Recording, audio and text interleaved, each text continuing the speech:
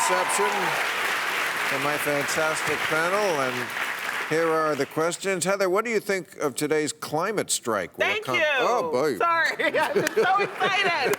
I'm so excited. The climate strike. This is a huge deal, right? What is it? Tell them what it is, The globe, in case they don't all know. over the globe, young people are saying, what the fuck, excuse me, and have walked out of school, walked out of their jobs from Nairobi to Toronto to New York to LA.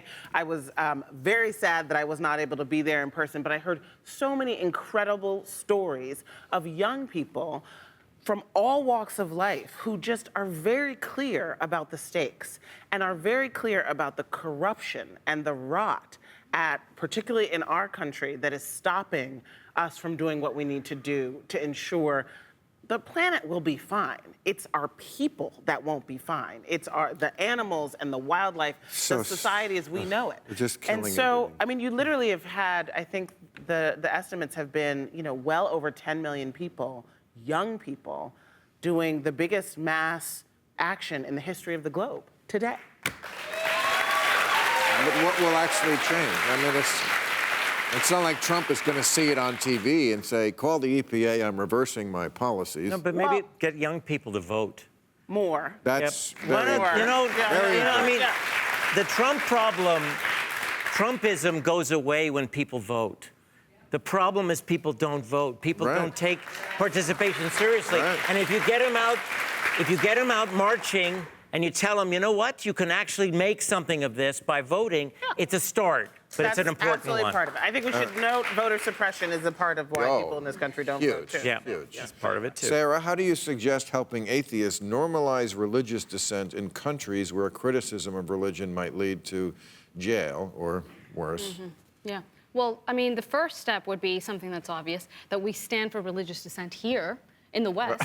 I mean, we know what's happened to. Thank you.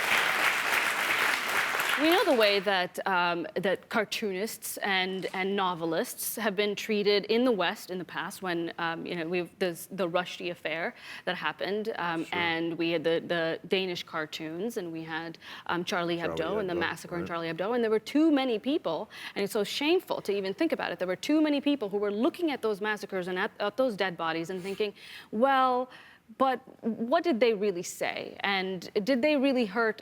We need to think about not offending religious sensibilities. I mean, which was an appalling thing to do. So the first step would just be to not do that and stand for, liberal principles here.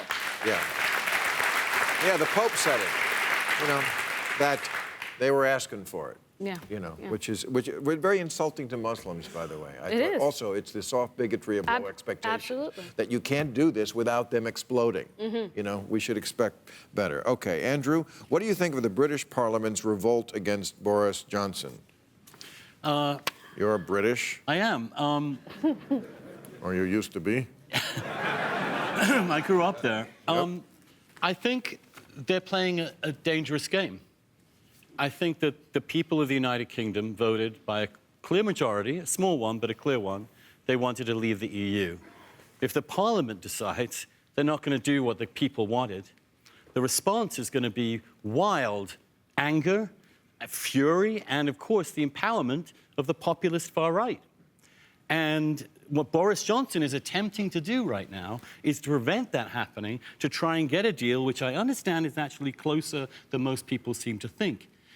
And if Boris Johnson does that, I think he's going to win the election with a landslide. Right now, you won't hear in the American press that Boris Johnson and the Conservative Party, supporting Brexit, are 12 points ahead of their closest rival in the polls. It will be a landslide for the right wing, for the sane right wing and the Conservative Party, if Boris can pull it off. So I think that Parliament's risking alienating a lot of people in the United Kingdom. Okay. Tim, do you think New York will prosecute Trump while he's still in office if they find he committed crimes? Now, this is interesting. Now, New York is going after him, the DA there, and Trump is suing to stop the state of New York from getting always the taxes. Is it really that hard to get somebody's friggin' fucking taxes? Well, actually, there's a precedent. If the House started impeachment proceedings, they could act on the precedent established in 1974 where Nixon's taxes were turned over to the House Impeachment Committee.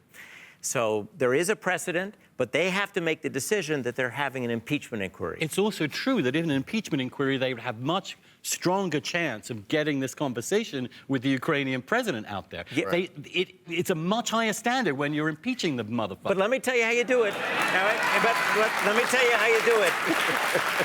One of the problems that the House has always had with the intelligence community is that the intelligence oversight people are here and then the appropriators are there. If you can get the chair of the House Appropriations Committee to tell the DNI, the DNI, no funding unless you give this information. You watch. You don't need an impeachment hearing. You just tell the intelligence community. But then, no. Isn't that an easy political jab to say, well, the Democrats are cutting off funding for our national intelligence operations, Not which if, keep us safe? If the issue is you bribery. don't want to keep us safe? If the issue is bribery, Bill. What about our troops? No. This is don't you want to honor them? If the reporting is correct, this is a bigger deal. I think in the end you win. Thank God we don't have a hollowed-out military anymore. All right. Thank you, everybody. I appreciate it.